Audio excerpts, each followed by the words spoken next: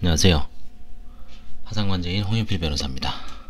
오늘은 개인 파산 항고심 결정내 39번째 시간입니다. 이제 2개 남았습니다. 39, 40. 일단 오늘은 한번 약간 좀 1심이 가볍게 결정한 거를 항고심에서 취소한 것 같습니다. 한번 살펴보겠습니다. 수원지방법원 제3파산부 결정이고요. 원심 결정을 취소한다. 항고인을 면책한다. 기록에 의하면 항고인은 원리금 합계 8억 3천만원 2011년 2월 신청했고요.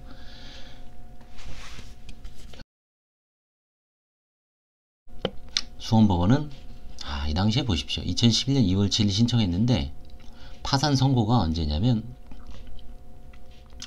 2010년 6월 28일 2, 3, 4, 5, 6 12 플러스 3 16개월 16개월 후에 파산 선고를 합니다. 파산은 선고가 돼야 사실상 이제 개시가 되는 거죠. 그리고 해를 넘겨서 2월 20일 신청한 지 2년 만에 이제 파산 폐지는 했어요. 파산 폐지라는 거는 이제 그 사이에 무슨 배당이 있었는지 모르겠습니다. 하여튼 파산 절차를 없애는 거죠. 그만하겠다. 관두겠다. 뭐 절차 비용이라든가 이런 거.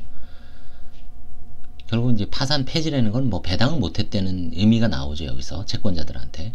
제가 늘 강조했죠.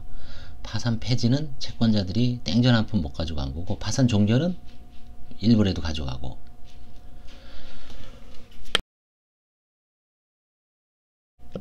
그래서 이 원심법원 1심은 항고인이 채권자 윤점섭의 채권을 채권자 목록에 고의 누락한 것은 채무자회생 및 파산에 관한 법률 564조 제1항 제3호에서 정한 허위 채권자 목록의 제출에 해당한다는 이유로 채무자에 대한 면책을 허가하지 아니었다. 항고 이유는 요지는 뭐냐면, 항고인은 윤정섭에게 항고인에게 허위로 돈을 준 것이지 빌려준 것이 아니어서 채권자 목록에 포함시키지 아니한 것이므로 허위 채권자 목록을 제출한 경우에 해당하지 않거나 고의로 허위 채권자 목록을 제출한 경우에 해당하지 않는다.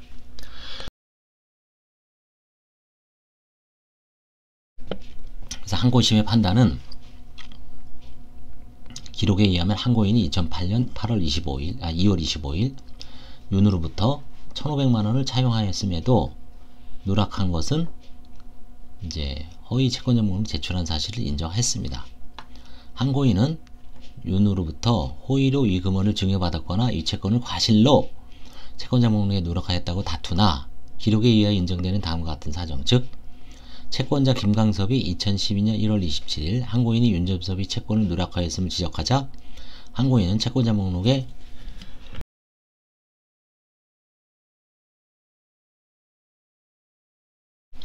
윤점섭을 추가한 점,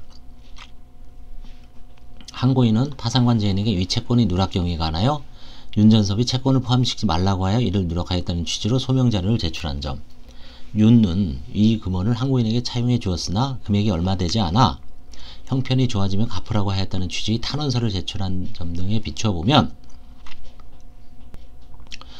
항고인은 윤점섭으로부터 호의로 이 금원을 증여받았다거나 과실로 채권자 목록에 누락하였다고 보기 어렵다. 이미 다 알고 있었던 얘기죠.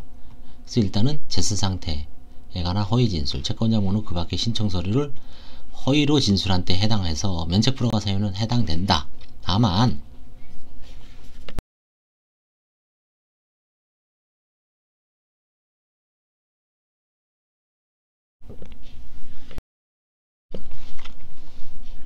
재량 면책 여부가 문제가 되겠죠.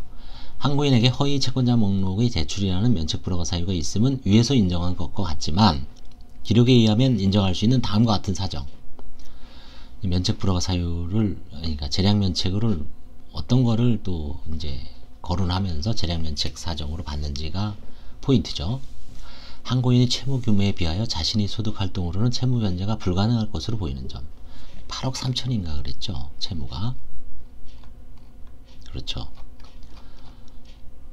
그 다음에 두 번째, 항고인이 누락한 채권액인 1,500만원이 전체 채무액 8억 4,500보다 약 1.7%에 불과한 점. 한고인은 질병을 앓고 있는 딸과 장애를 갖고 있는 아들을 부양하고 있어 계속적인 소득 활동을 하기 어려운 점, 이런 모든 가족관계라든가 경위, 채무의 규모, 그래서 결국 재량면책을 받아들였습니다. 해줬습니다.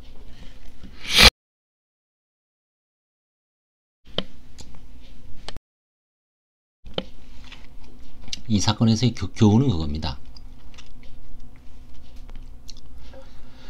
저도 이제 가끔 이게 너무 그러니까 이건 이제 채권자끼리 다투는 거죠. 이 사람이 채무 면책을 받는 거를 채권자가 이제 달갑지 않게 생각하니까 건수를 찾는 겁니다. 아마 재산 누락은 거의 없었을 거예요. 누락할 만한 재산이 전혀 없었을 겁니다. 뭐 건더기가 없나 해 보니까 이제 그 법원을 통해서 계좌 같은 거를 조회를 하죠. 복사를 해서 열심히 들여다보면 뭔가 채권자 목록에 기재하지 않은 자와의 금전거래가 나타납니다. 이자를 지급했다든지 거래처가 아니에요. 그러면 결국은 뭡니까? 누락할 가능성이 있죠. 그런 거를 저도 이제 관제인 조사를 하면서 채권자들한테, 채무자들한테 명백하게 경고를 합니다.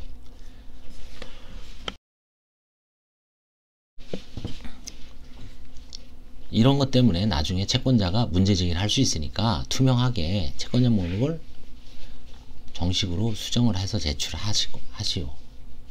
하시라고. 그럼 또 말 듣는 분도 있고 안 듣는 분도 있고 뭐 그래서 저는 항상 그냥 권유.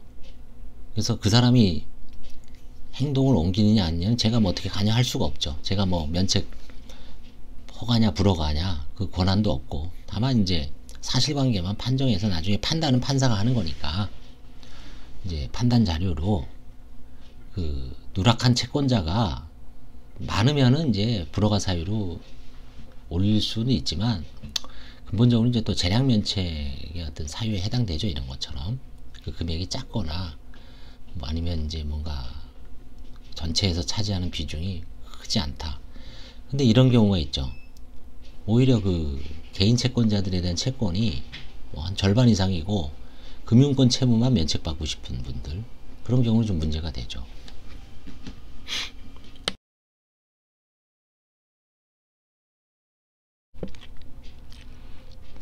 그래서 이렇게 채권자가 채권자의 허위 채권자 목록을, 아마 이런 건 첫 사례인 것 같아요. 이런 게 벌써 1심에서는 얼마나 문제가 될까요? 이런 게. 그쵸? 그래서 하여튼 파산 신청하시는 분들은 좀 주의하실 필요가 있습니다.